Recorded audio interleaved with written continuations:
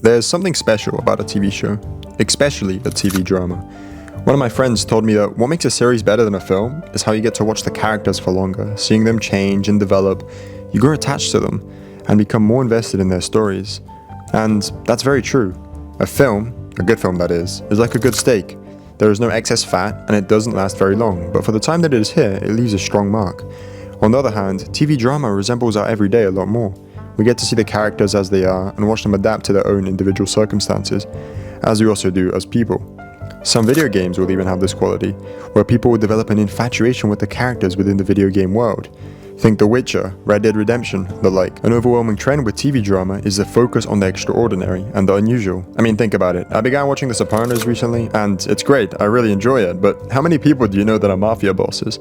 Or what about one of the most popular TV dramas of all time, Breaking Bad? A high school chemistry teacher that begins selling meth after cancer diagnosis? I mean, it's ridiculous, but that's what makes it good. Or even the biggest TV cultural zeitgeist of the 2010s, Game of Thrones. I probably don't even need to explain this one, but we don't unfortunately have dragons in our world. All this hullabaloo and action makes for great TV. We find these stories interesting because we will very rarely encounter them in our day-to-day lives. But what if a TV drama, and not only any TV drama, but one of the best of all time, decides to flip this? And to focus on the ordinary, the everyday lives of a set of everyday people, and how not only the characters change, but the world around them. A TV drama that would leave a lasting effect on what good TV means, and cement itself as a staple of the golden age of television. In 2004, Matthew Weiner, a screenwriter, joined the writer's room of The Sopranos. Head executive producer David Chase thought him very talented as he had written a spec script for an office drama set during the 1960s that focuses on an advertising agency called Sterling Cooper, which Chase took a great interest in. The Sopranos concluded its 8-year run in June of 2007 with the pilot of said office drama releasing only the following month. It was called Mad Men.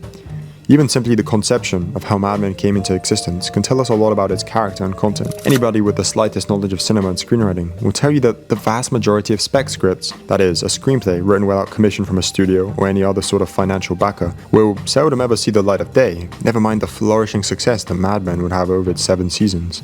Point being, to bring this sort of fortune unto itself, the writing must have been exemplary. And exemplary it would prove to be, earning itself dozens of awards. Mad Men was also the first cable drama to win the Emmy for Astounding Drama Series, not once, but a whole 4 times for its first 4 seasons. But what is this award-winning show really about? What attracted so much money, and what kept the furnace burning for so long? I'll do my best to answer these questions without spoiling the show, so if you are interested, you can watch it with full enjoyment. When the Mad Men credits begin, we see a graphic animation of an office, the silhouette of a man standing in the foreground with jazzy music playing in the background. Everything around him begins crumbling, with the silhouetted man soon falling down himself. A kaleidoscope of images, adverts, women, and much more surround him as he descends. We smash cut to the same man, lounged on a couch. This silhouetted man, whose face we haven't even seen throughout the entire title sequence, is Don Draper, the centerpiece of the entire series. Every man is a creature of the age in which he lives, and few are able to raise themselves above the ideas of the time. Voltaire, an 18th century French philosopher, said this, and this quote is undoubtedly true of any time in history. Everything that is a part of our modern culture and society, we, at the moment, cannot truly observe as impartial and objective bystanders, as we are men of the time. And the way that we could perceive it is skewed by our own personal attachment and involvement. Only once time has passed, a decade, 2 decades, even half a century and up, can we begin to see the reality of that time, without the distortion of the present. One of the most interesting times in modern history is the 1960s and the cultural and societal shift it oversaw. If one were to begin listing the major events that took place during this decade, this list would become very long. Mad Men is in its essence an observance of regular Americans living through this decade and how every major event impacts their daily lives. Beginning in 1960, we see the attitude and beliefs of the time and how they shift and warp during the 7 seasons of the show, concluding in 1970. Things that we may consider completely inappropriate today, like the rampant smoking and drinking that virtually everybody engages in, both at work and at home, are shown through the contemporary lens. And on the other hand, we have the implementation of many things that we think of commonplace in the 21st century, that were much less known or talked about during the 1960s, and their subsequent road to societal prevalence, for better or for worse. In one of the first episodes of Mad Men, we are introduced to Peggy Olson, a young secretary that works at Sterling Cooper. She makes a visit to a doctor to make use of the contraceptive pill.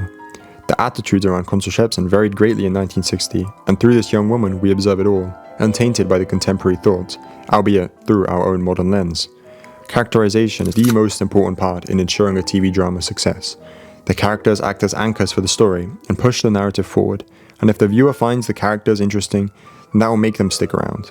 This is one of the largest allures of television. It almost creates a community that you feel more connected to with each subsequent episode. And Mad Men's exemplary focus on the everyday for people in a bygone era that most of us will never have experienced is what draws the viewer in. We don't understand this cultural zeitgeist of the 60s, but we are people, and watching other people deal with something so unfamiliar to us in their own contemporary manner is what makes Mad Men not only an enjoyable TV drama, but a timeless look into how people lived during one of the most formative moments in modern history.